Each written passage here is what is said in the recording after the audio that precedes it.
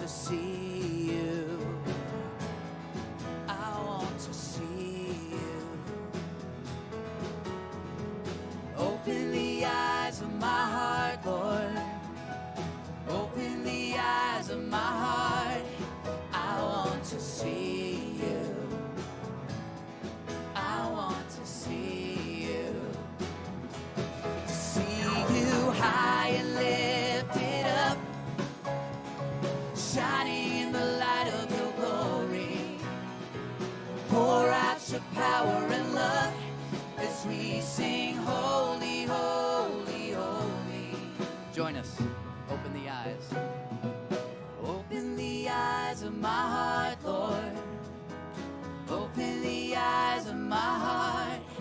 I want to see you. I want to see you. Open the eyes of my heart. Open the eyes of my heart, Lord. Open the eyes of my heart. I want to see you. I want to see you. To see you high. To see you high and lifted up, shining in the light of your glory. Pour out your power and love as we sing holy, holy, holy. High and lifted up, shining in the light of your glory. Pour out your power and love as we sing holy, holy, holy. Holy, holy, holy. Holy, holy, holy. Holy, holy, holy. I want to see you. Holy, holy. Sing that with us. Holy, holy, holy. Holy, holy, holy. Holy, holy, holy. I want to see you. Holy, holy, holy. Holy, holy, holy.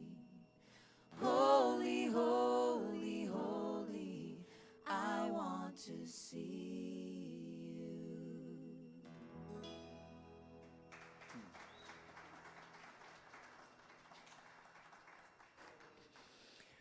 Good morning, Unity Naples. We are here, so happy to see you here to celebrate this day with us. We're celebrating so much. November 1st, pre-election day, and God. All huge celebrations. So thank you for lending your consciousness and your energy. My name is Reverend Denise Schubert. I am here to deliver your message today. Reverend Mark sends you love right from where he is. And so without further ado, let us begin. Our host today is Ciro.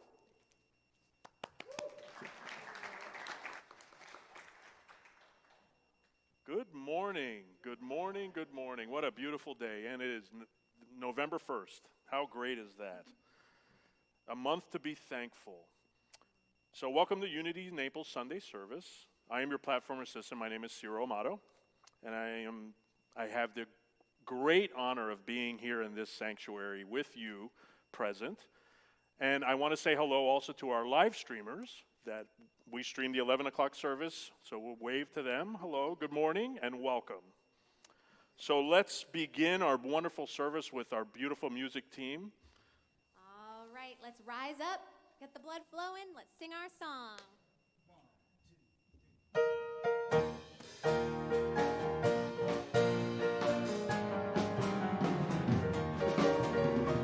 Woke up this morning with my mind set on spirit. Woke up this morning with my mind set on spirit. Woke up this morning with my mind set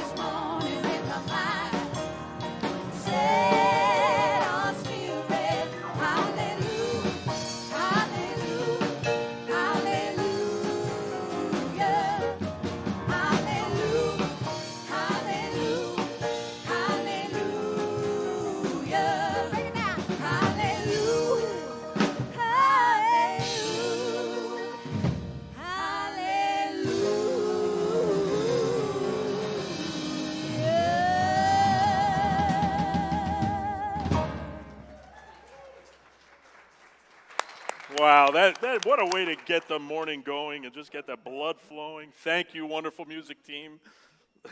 And Amy's +1. It is great to be in the sanctuary. We continue to monitor the situation regarding the COVID-19 virus. We thank you for understanding it, for your understanding and patience during this time. And we appreciate everybody adhering to the CDC guidelines, most importantly, wearing your mask right there, and social distancing while on campus. If for any reason you need to exit the sanctuary during service, please do so through the doors near the chapel.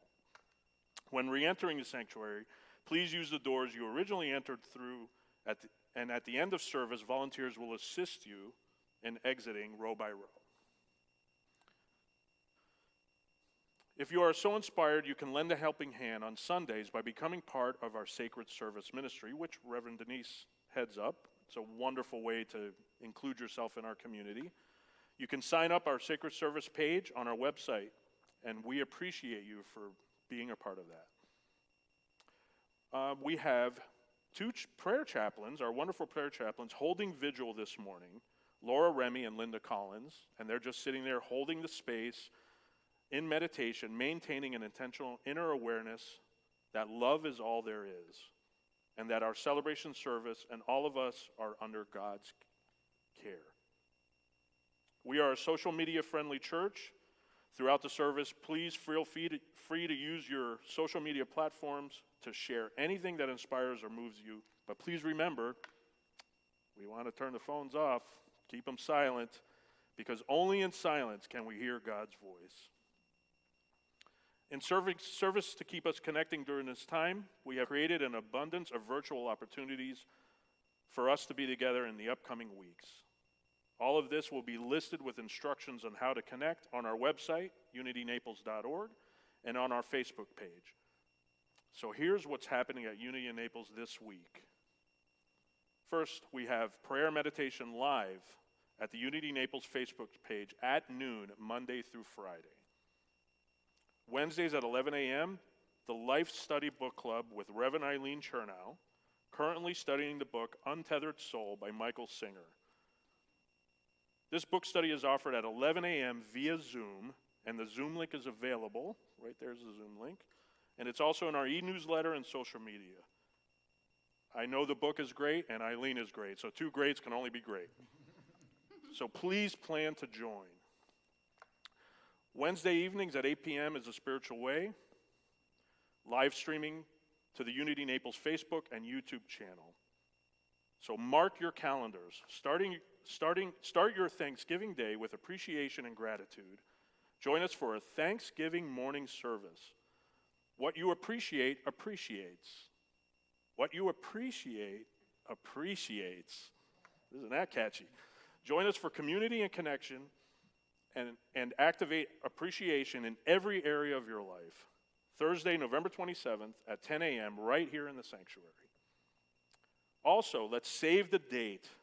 Sunday, December 6th, Tony Award winner, recording artist, and powerhouse talent Levi Christ will be at Unity Naples for an outdoor holiday concert. How is that? That is amazing. An outdoor concert. So tickets will be going on sale soon. We'll notify you for that. That'll be something we can't miss. Unity in Naples is a non-denominational spiritual community anchored in loving acceptance. If you are here with us for the first time, please know that whoever you are and wherever you are in your spiritual journey, you are welcome here.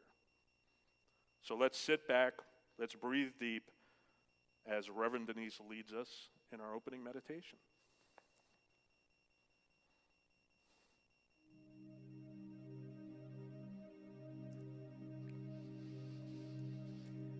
Let's sit back and breathe deep. So I think that a good focus for our meditation today is peace, right? That as we move, peace for ourselves, peace for our community, peace for the world, peace for our country, just peace. If you take a moment before you close your eyes and just look into this beautiful, green, gorgeous space, and take a moment to feel the vibration of love in our sanctuary. And so take a deep breath. Just invite yourself to turn within for a moment. As we recognize that within us is a peace that is not given to us from the world, but is given to us from God. There is a space and a place and a dimension within us that is perfect and whole, complete, untainted by any negativity, untainted by anything in this world. Peace be with you, and peace be with you. Just take a deep breath.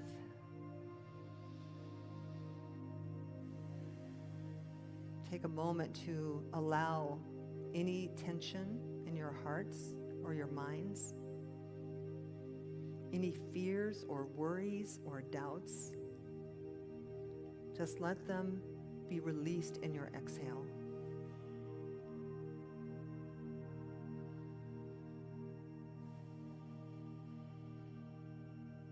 And in your next inhale, just inhale the truth, the awareness that Spirit is in charge here. It's got this. God says, I've got this. You just breathe. And allow yourself to bask in the awareness that all is well here.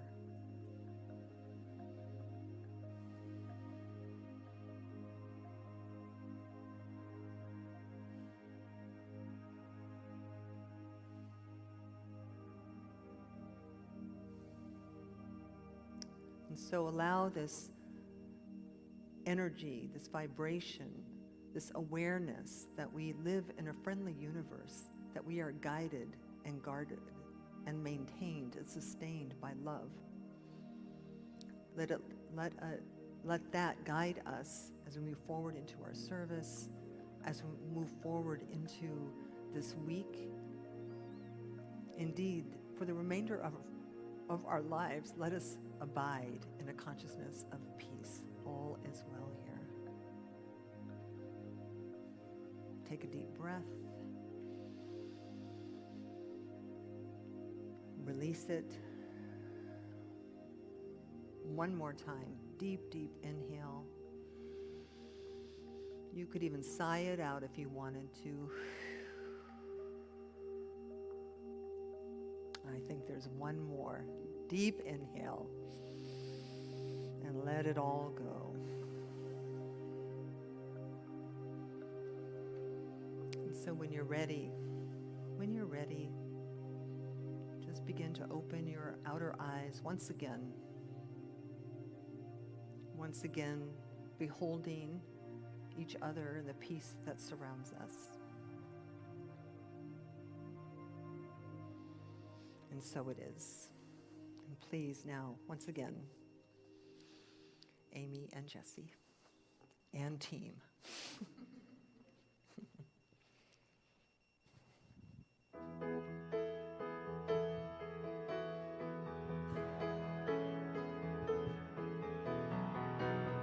Nobody can tell ya there's only one song worth singing. They may try and sell ya, 'cause it hangs them up to see someone like you. But you've gotta make your own kind of music, sing your own special song, make your own kind of music, even if nobody else sings along. You're gonna be knowing the loneliest kind of lonely. It may be rough going just to do the things, the hardest things to do. But you've gotta make your own kind of music, sing your own special song, make your own kind of music, even if nobody else sings along. So if you can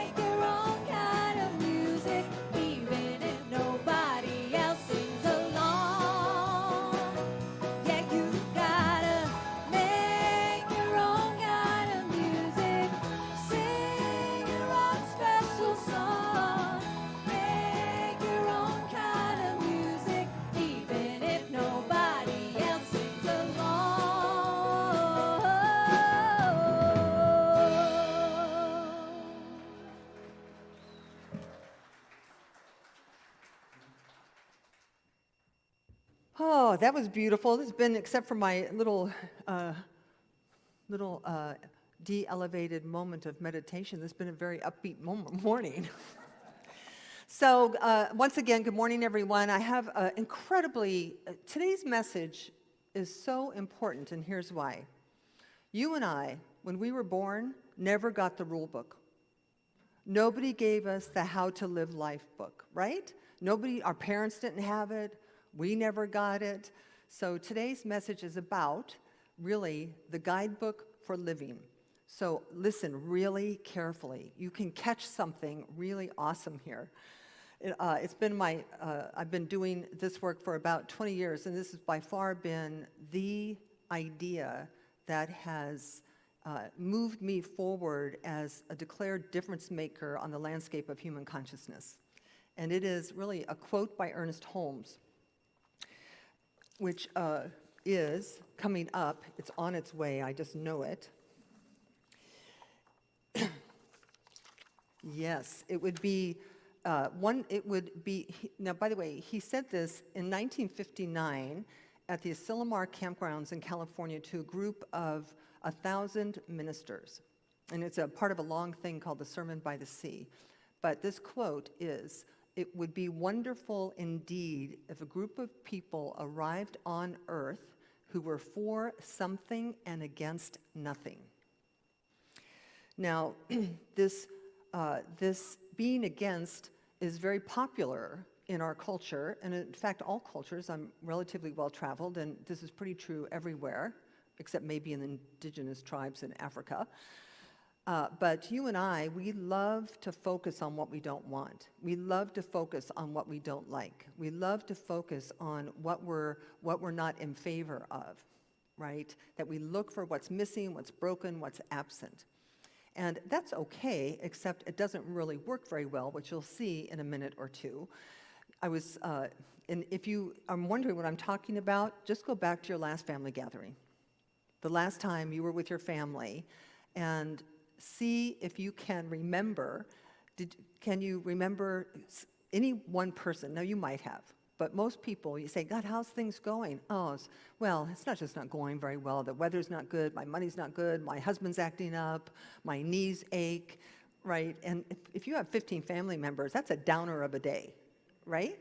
It's like that very seldom do you really go to somebody and say, how's it going? And they say, you know, I am just so satisfied, so fulfilled, and so contented, I can barely stand it. Right? Exactly. So I live in a 55-plus community, and there's a big swimming pool, and I swim almost every day, and I actually go to swim. But most people there, little circle of little old ladies, well, kind of like me, same age, little, I could hear them, right? It's one thing after another. My knees hurt, this water's too cold, the management of this place suck. It's like, it's endless.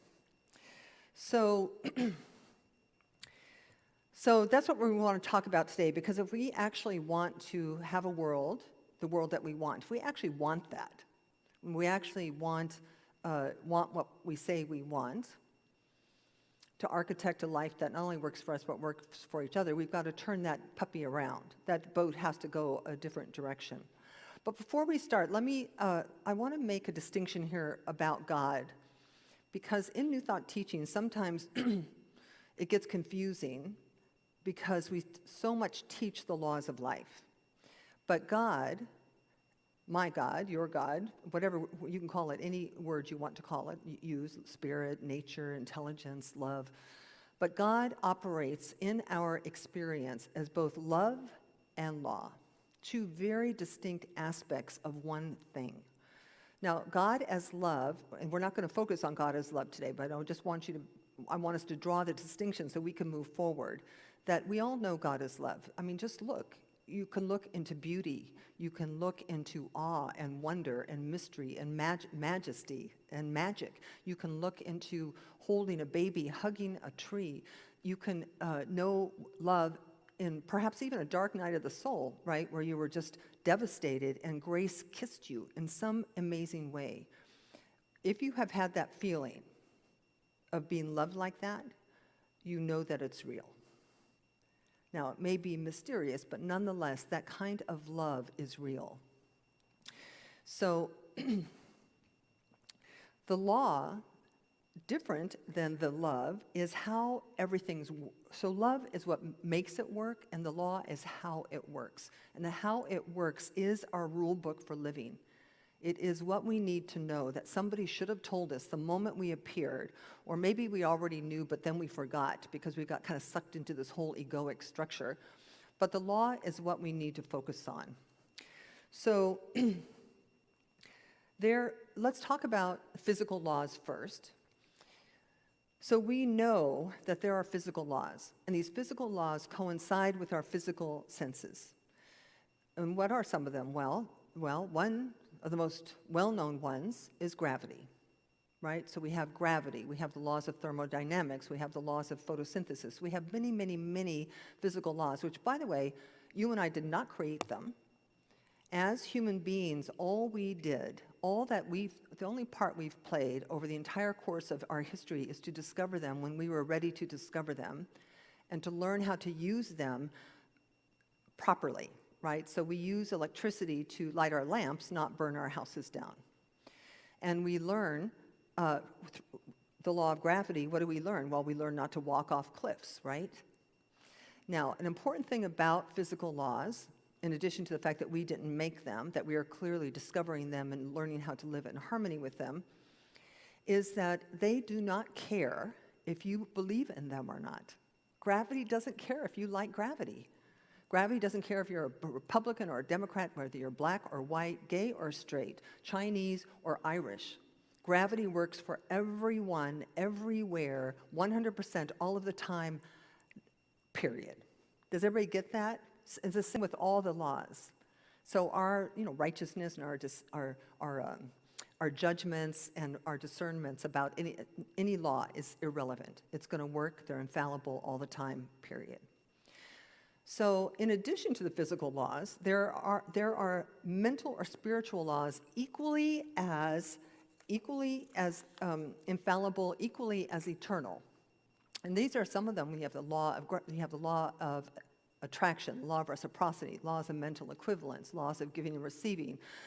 They are equally as eternal and equally as infallible. Now, these are the laws of free will. So it's not that they are there when you use them. They're always there, just like gravity. But we have the choice as to whether to work in harmony with them or not work in harmony. Now, gravity, it's easy. Does anybody here want to not work in harmony with gravity? No, right? Does anybody out there want to not work in harmony with gravity? You can try it. You can try it, but as far as I know, it works 100% of the time, which is also true about the law of attraction, also true about the law of mental equivalence. So these laws, their importance of them in this conversation is that they are responsible for how invisible substance becomes visible, how non-physical things become physical. And how that works is through consciousness. And the source of consciousness is you, right? The source of consciousness is your mind, your thoughts, your feelings, your attitudes, your beliefs, how you are, what you say, how you act, how you conduct yourself. That is, you are just a bundle of consciousness. And all of that begins to move the physical universe around. It actually motivates molecules. I like that. It motivates molecules. So there's no accidents here. It's not like God said, let there be a chair, and then a chair was there, and we have to figure out how we're going to live without bumping up into it. That how that chair is there is by means of our consciousness. So it's critically important that we understand that we are the tools of creation, not because we say so, not because the ego says so, but because God says so, because God operates as love through us and as law through us. Are you guys catching this? You can only catch it, right? It's like, so Marianne Williamson in her book, A Return to Grace, says, as children of God, we've been given free will. We can think with God or not think with God, right? That's our free will. You can think along the lines of love or not along the lines of love. But we cannot limit the creative power of our thoughts. You cannot limit the power of your thought. And it's trickier even because it's not like you're just alone here on this planet thinking. I mean, God, could you imagine how easy it would be if my whole world depended on just what I was thinking? Well, it does depend on just what I'm thinking. But our collective experience depends on what all 7 billion of us are thinking, right? We are each one little points of consciousness spewing into this field of creativity all kinds of really great things and all kinds of really not so great things. And all of that great and not so great is creating an experience that you and I are having individually and collectively.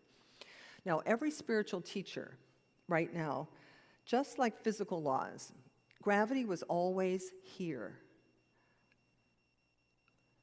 Newton, was it Newton that the apple fell on his head? It's very important you understand, Newton did not create gravity, right? We don't invent physical laws. Gravity was always here. And its utilization, well, electricity would probably be a better one. It doesn't matter. The utilization of a law is when we're ready to have it in consciousness, when we're ready, emotionally, spiritually, mentally ready to discover something. And then we say, oh my God, there's electricity, honey. We don't have to shoot the wood anymore, right? We can just, look, it's a lighter. And same with the mental laws. The mental laws are already here. They've always been here. And we just now are beginning to wrap our minds around what they are and how to use them in a way that doesn't burn our house down. We're just now ready. And right now, I'm telling you, pick up any spiritual book, any spiritual teacher, any scientist, any philosopher, and they're all going to say exactly the same message. You know, Jean Husted, in the Forward to the Science of Mind textbook, said, the highest God and the innermost God is one God. The core of each human being is the original creative genius of the universe. Consciously or unconsciously, we direct the flow of universal mind into form. So, one of the ways that we can begin to understand how we direct universal mind into forms. Well, let me back up for just a second. Let's take a carrot seed, for example. This is an important analogy. If you put a carrot into the earth, a carrot seed into the earth, and you give it the right environment, the environment being what? Water, sunlight, right? What happens? What do you get if you put a carrot seed in? A carrot, of course, you get a carrot. Nothing in the way this universe works can do this. I'm sorry. I'm being the universe right now. I'm sorry. I don't really feel like growing a carrot today. I think I will produce a tomato instead. Nothing in the universe can operate against the seed that is planted. Nor can it say this. It can't say, oh, you know, I would grow a carrot for you if I liked you, but you are not a good person, so therefore I'm not going to grow it for you. Nope. Carrots will grow for saints, for sinners, for anybody, right? The seed is planted, the environment is there. The universe operates this way in every area. It is affirmative. The universe only operates in an affirmative way, it doesn't deny or decide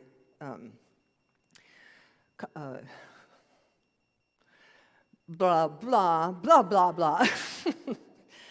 So the other important thing here is that it isn't as simple as, you know, last week Reverend Mark talked about the basement, right? He talked about, if you were here or watched online, if you haven't, you'll want to because it was brilliant, but he talked about how all through our lives as children especially, but even all through our lives, that we are constantly taking from a conscious experience or decision and moving them into the basement, into our subconscious, unconscious. And how the universe works, one of the rule books is that the creative principle uses both conscious and subconscious seeds. So what we're doing here is so important because we're really wanting to move upstairs to consciousness 24/7. We're wanting to consciously be conscious. Because the subconscious stuff, for example, if you were a little girl and you were dancing and your mother snipped at you and said, "Oh, honey, don't dance, you're such a klutz." Such a klutz gets buried somewhere, and you might find yourself at 47 years old going, "Oh, no, I can't dance," right? Because it's creative. That idea is a creative idea. And for the most part, for most people, we are creating subconsciously and then thinking it's all like luck or an accident or the world, something about the world or something about God. And it's none of that. It's just that we're needing to awaken. When we say it's time to awaken, we merely just mean it's time to flip into pure consciousness so that we're planting the seeds we want to plant and we're providing the environment that's needed in order for the fruit of the seed you planted to emerge. Am I making sense? Yes. So just remember, so here's really all you need to remember. It's very clear. Got it? Not yet. Okay, we'll keep talking. So the universe says yes to whatever you say.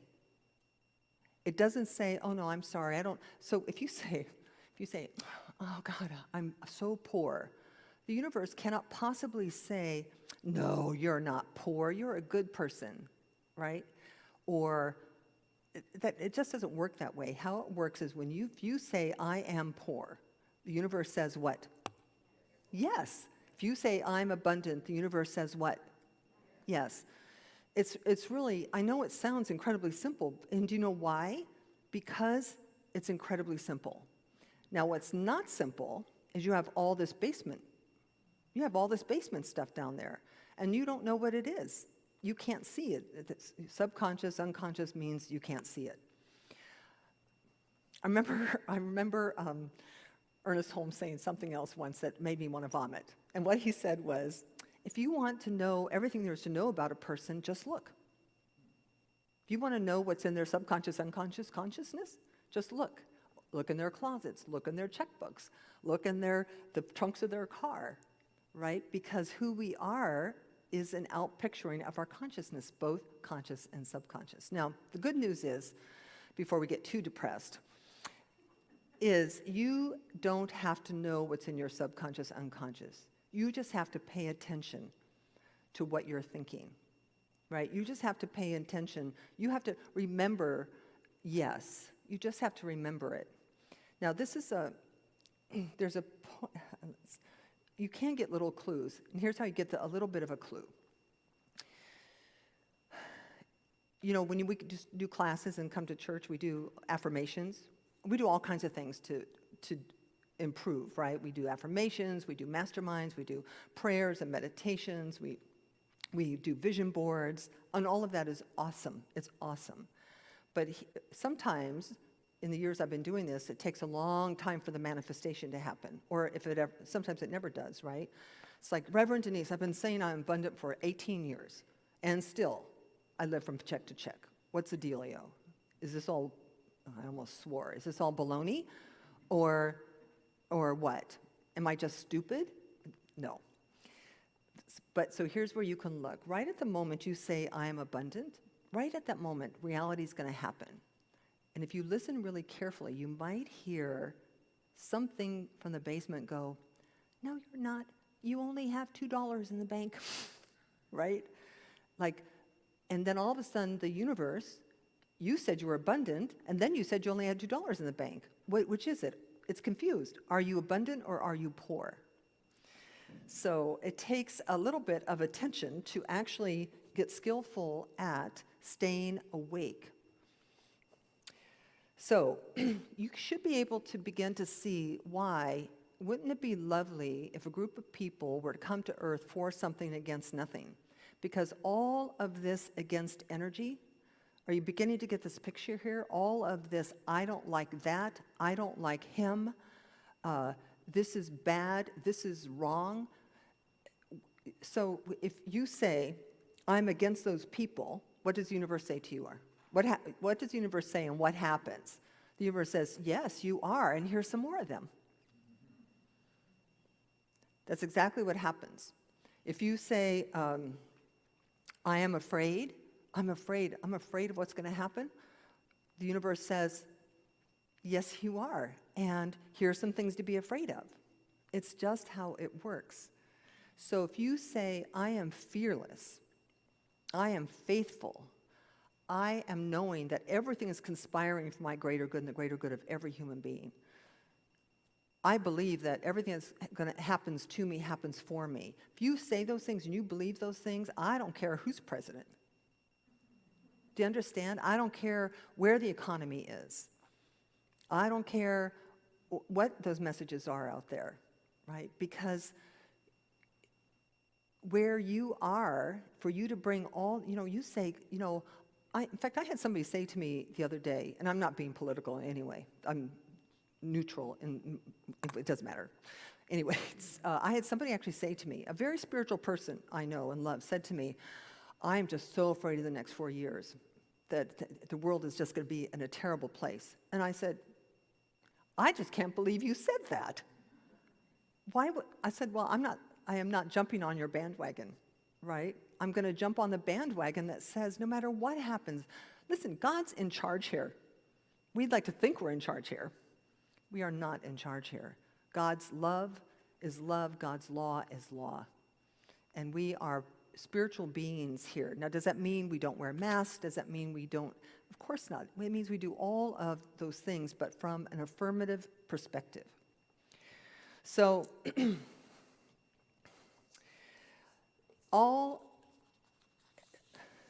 does this feel a little bit too good to be true? I remember my first time hearing this. I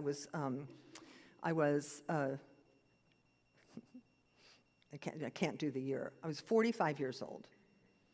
My first New Thought church happened to be the Agape Spiritual Center. I was about 40 pounds heavier, smoking 2 packs of cigarettes a day, married to a cocaine addict. Let's see what else was wrong there. Was not so cheerful. I had a great job. I was actually making a great deal of money in the technology industry. But I would say I was miserable 80% of the time.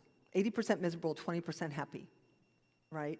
I remember sitting in chairs just like this, and my teacher, Michael Beckwith, was saying kind of the same things, and I was like, OMG. This whole life of mine is in my hands, right? That I don't need to wait for the world to change. I don't need to wait for my parents to be different. I don't need, because like everyone else, it's like, well, I'd be happy except my parents are really terrible parents. Or I'd be happy except, my first husband divorced me. Or I'd be happy except I have this physical limitation, right? And of course, what happens when you say, I'm not happy because I have a physical limitation? The universe says, you sure? Yeah, here, want some more? Right? So there's something to be caught here that once embraced, embodied, and demonstrated, you will begin to see over time that life begins to become a reflection of that which you are holding to be real and true for you. Now, let me just talk about environment for 1 second so you can catch this environment thing for yourself. You are in an environment right now.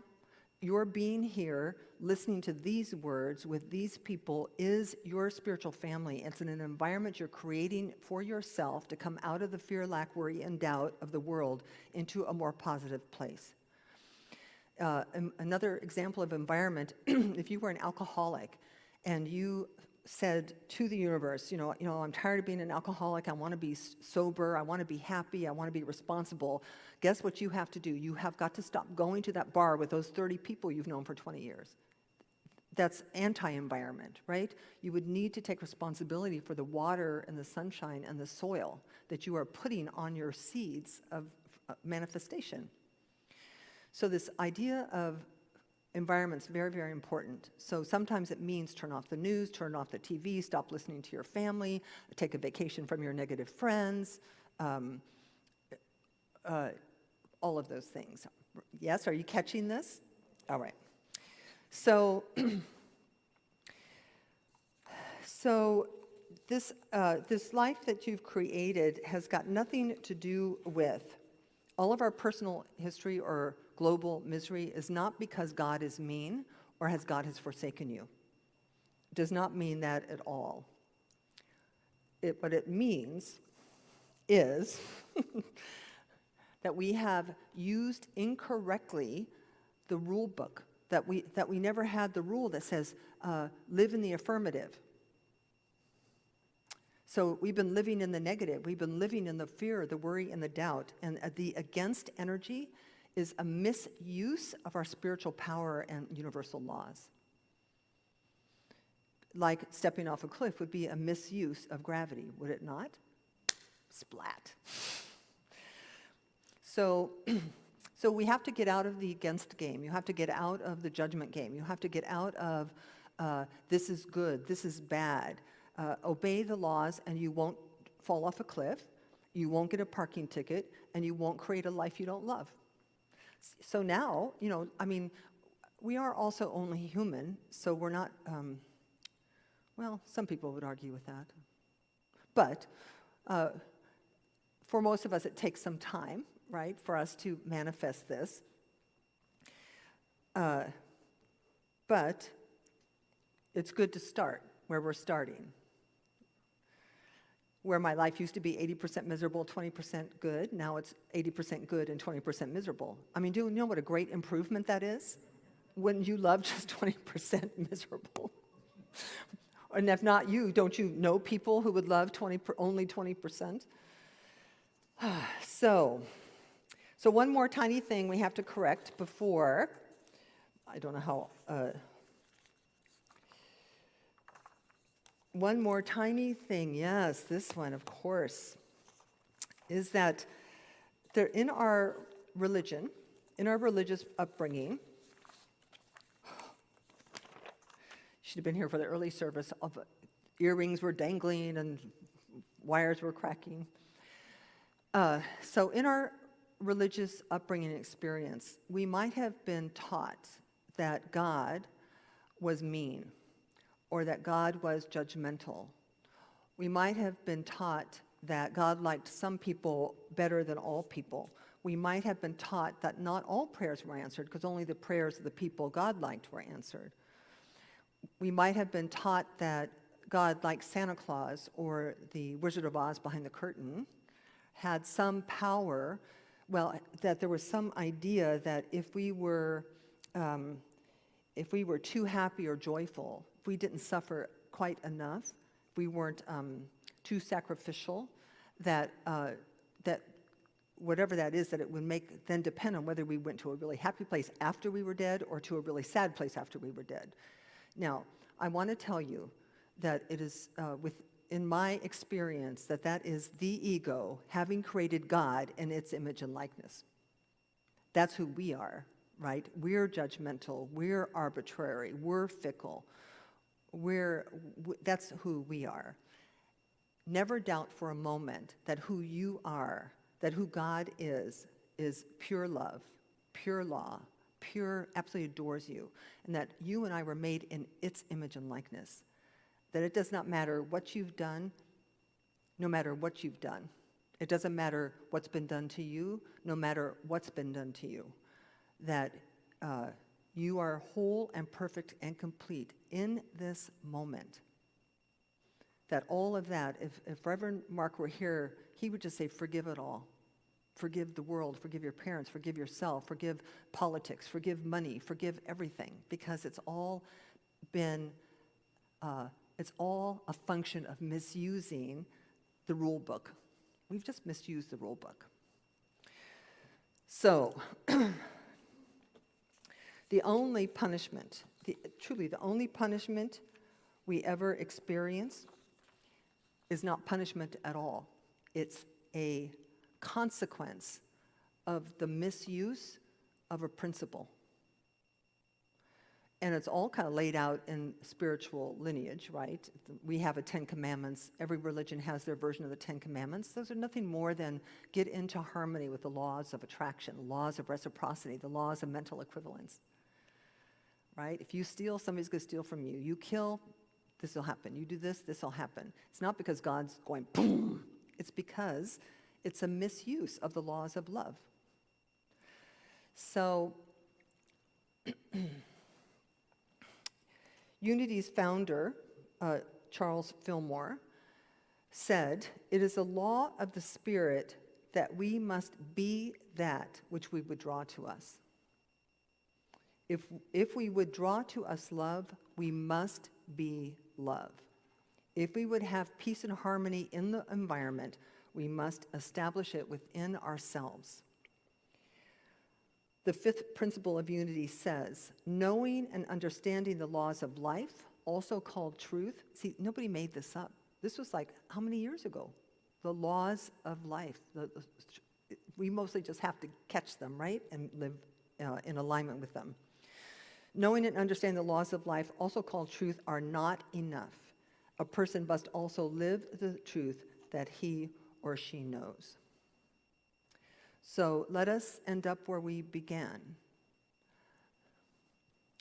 It would be wonderful indeed if a group of people arrived on earth who were for something and against nothing. So just leave here, if nothing else, leave here today with this yes. Remember this big yes before you act, before you think, before you speak. And in doing so, you will make sure that when you say this yes, when you follow the law of yes, you will architect and design a life that you love. You will architect and design a world that you love to live in. Now, we have a lot of affirmative acting, thinking, being, and doing to do on this planet, but it has to start. We are the people. Let us be the people who arrive on earth for something. Yes? Yes. Thank you. Namaste. All right. So I think we better pray about this. I think we better know something about this. So once again, let's just take a moment to come out of the speaking and hearing, the activity of the mind, and we just let ourselves drop. We just let ourselves drop into that space and that place, that dimension within us that is the space of all is well, the space of God's in charge here, the space of I am that I am. I am that. Made in the image and likeness of God itself. I am love. I am I am yes. I am peace. And we just let that bubble up in there, regurgitate in there, seep into our bloodstream in there, this awareness that we now have the rules and we can live by them.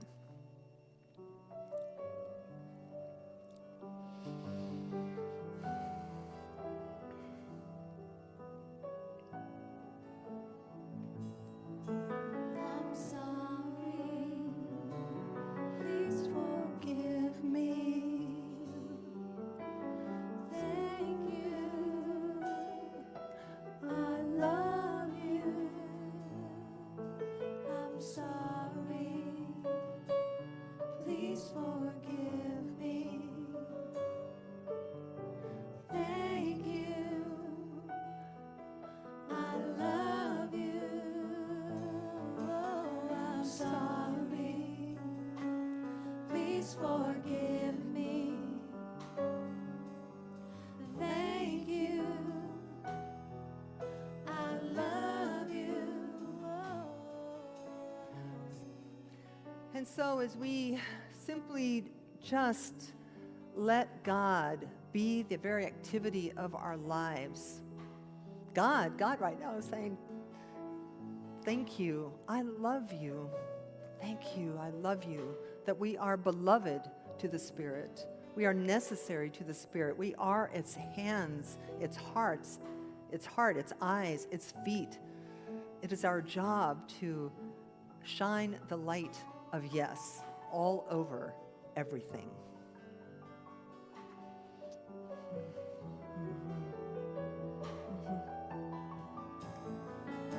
Sing it. I'm sorry, please forgive me.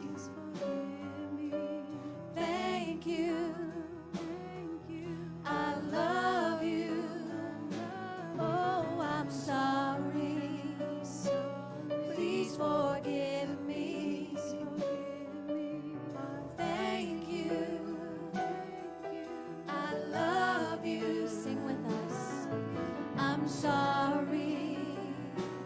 Please forgive me.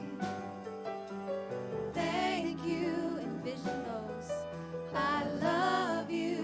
One more time. I'm sorry. Please forgive me. Thank you. I love you. So let that message resonate in your own heart. Send it all to yourself. I'm sorry. Forgive me for not seeing the best in you, the most in you, the love in you. Thank you. Thank you for choosing to be here. Thank you for being willing to change. Thank you for being willing to awaken. I love you. And so we just let this prayer and this song just wash over us. It changes us. We leave here changed. And I'm grateful for that. We just simply let this be. By virtue of the law, we say yes to ourselves and to this world we live in. And so it is. Oh, thank you so much. Thank you so much for being here today. It's a beautiful song, isn't it? It moves. It moves. I actually had them sing it again this week because I was so moved by it last week. All right, so now is the time for our offering. Now is the time for our offering. The time that we truly step into life as givers of our time, treasure, and talent. You know, here's what I know. Spiritual community is everything. This is our home. It's our environment. And we are coming back alive in our environment. By the way, now's a good time. I would like to actually announce that you no longer have to pre-register to come. After this week, it's over. Now, it's over doesn't mean COVID's over. It means you don't have to pre-register online to come next week. You can just come. Bring your mask.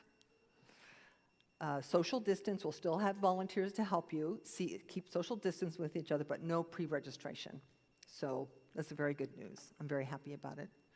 Anyway, back to our giving. So it is our spiritual community. We are coming back to life. You know, we have Thanksgiving coming. We have Christmas coming. We're going to bring our Monday through Friday meditation on campus. So those of you who live locally, that you can come and sit with me, or Reverend Mark, or whoever's leading the meditation, and you can meditate with us.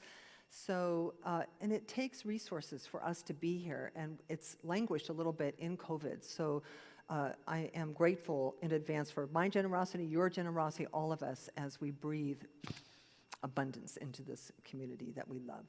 So join, Cyril's going to come up in a moment and tell you how you can give, but let us do our affirmation together.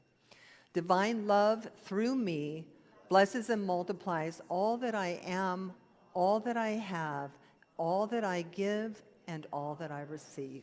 And so it is. Yes, I'm there. I'm there. I heard it twice today. Thank you, Reverend Denise. Thank you very much. So, there are a few ways that you can give. First, you can give through our website, unitynaples.org/giving, where you'll find the Donate Now button. Just click on that. Done. We also have an option to give through text. Send the word give to 239. If it's up there, yep. 230-4704. Again, that's 239-230-4704. If it's your first time giving this way, you'll receive a link with all the instructions. If you have given this way through text, then you simply text the dollar amount to that number. And you can always mail a check to Unity Naples at 2000 Unity Way, Naples, Florida, 34112. For anyone giving cash or check today here in the sanctuary, there's little drop boxes inside and outside. You can place your gift in there and as you exit, and we thank you for that. So now back to our music team for some inspirational music. Are we done? Are we done? I think that Denise is going to consecrate the okay. offerings that were given. Bless our offering. Yes. Right? I'm going to appreciate our money, because you know what happens when you appreciate? It appreciates, right? All right, so let us just take a moment as a community and give thanks individually and collectively for, first of all, for the community, these beautiful grounds, for our leadership, for our board of directors, every tree. We just give thanks that it is here so that we may grow and glow for God. And so I bless everything that was offered today, whether it was a prayer or whether it was money, whether it was service, knowing that as we give to live, our lives and the life of this community does indeed grow and glow and appreciate. And so knowing that we are touching hearts all around the world and that we are enjoying our beautiful campus here, I am grateful. And so for our generosity and for God's generosity, we give thanks, and so it is. And now, announcements. More announcements. All right. So join Reverend Mark Wednesday, November 4th at 8 p.m. for the Spiritual Way. This Wednesday, it's a question and answer, and let us pray. So Q&A. It's the day after the elections, and we're gonna go breathe together. That's what we're gonna do, boy. Woo! Let go and open up to allow any and all questions you have to guide us into allowing the Holy Spirit to deliver upon us the peace we are seeking. So bring your questions, your open heart. We'll have a wonderful evening together. This will be live streaming to the Unity Naples Facebook page and YouTube channel, and you won't want to miss it.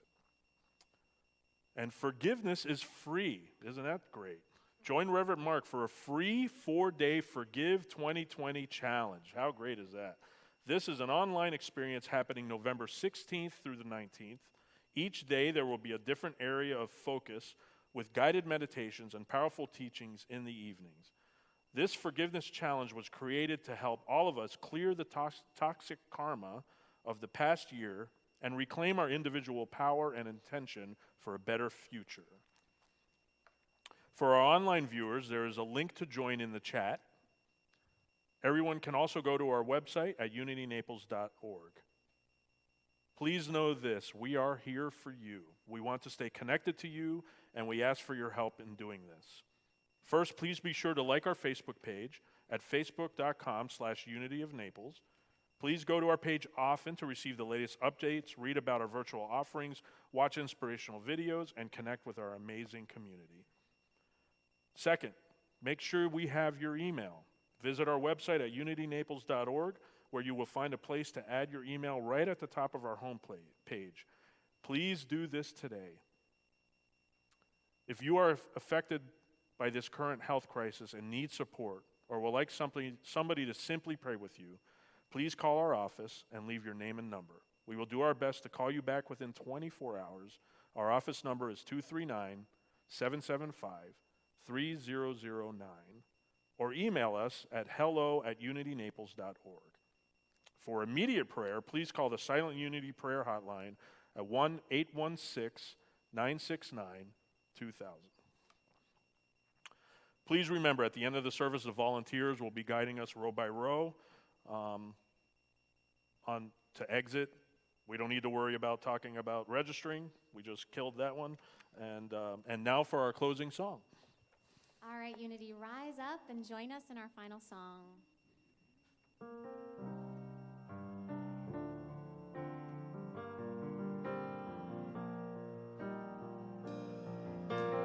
Blessed always, blessed always, for the arms of God surround us. Let our joy be so triumphant.